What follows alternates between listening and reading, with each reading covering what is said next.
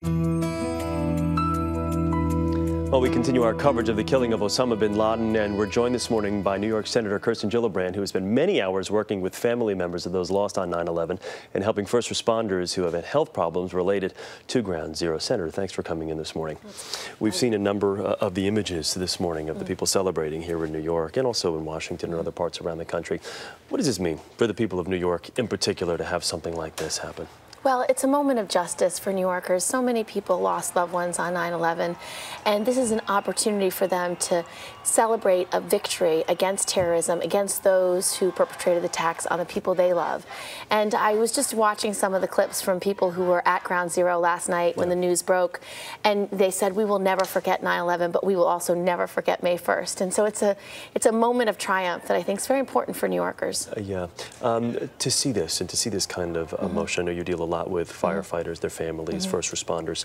I know you've spoken with some. What is their general sense and their feeling? Well, I talked to John Field this morning, who is one of the great advocates who literally came to Washington week after week to knock on doors to make sure these first responders could get the basic health care they need to survive and to afford the terrible treatments they need for the diseases they have. But he just said, he's been up all night because this has been something that he's fought for, that, all of his colleagues have been wishing for. But it's, some measure is a measure of closure, some measure is a measure of justice, but they just feel like it's one for the good guys. And I think it's a great thing for all of us in America today. You've spoken with the New York Police Commissioner Ray Kelly this morning. What is the heightened security now going on in this city?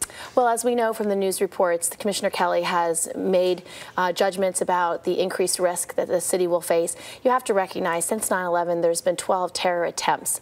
And because of our extraordinary police force, our FBI, and all those who focus on national security, we've been able to thwart those attempts. And so he wants to make sure everyone stays vigilant, that if you see something, report it. Even a year ago, just tomorrow, is the attempt on Times Square. And that was reported by a regular guy, a regular street vendor who saw something, reported it, and that allowed our police force to keep New York safe. So people need to be on alert, and law enforcement are making the adjustments that they feel are necessary. What was your reaction when you found out that he'd been killed?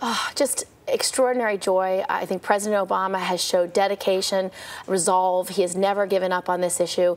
President Obama has made sure this was a priority for our intelligence services, for our military, and this operation, I think, made a huge difference. And we have terrorism on every front. Al-Qaeda has metastasized into an international organization that's done remote operations from Pakistan, Yemen, worldwide.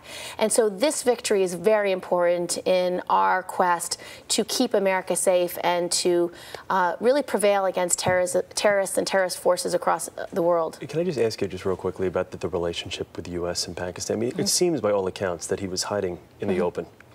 Well, I was in Pakistan in November of last year, and the reality is that we have had a very push-me, pull-me relationship with Pakistan for a long time. We have invested billions of dollars in that country, but when we ask them to run certain operations, we don't always get the answer that we want. I think this operation, and President Obama said it was in the heart, the deep inside Pakistan. It was just a few miles in one of the suburbs outside of Islamabad. And our intelligence services were able to see it because this compound had very high walls, very large for the area, and they were able to know that this was probably where he was hiding. Senator, thank you for taking the time. We appreciate it.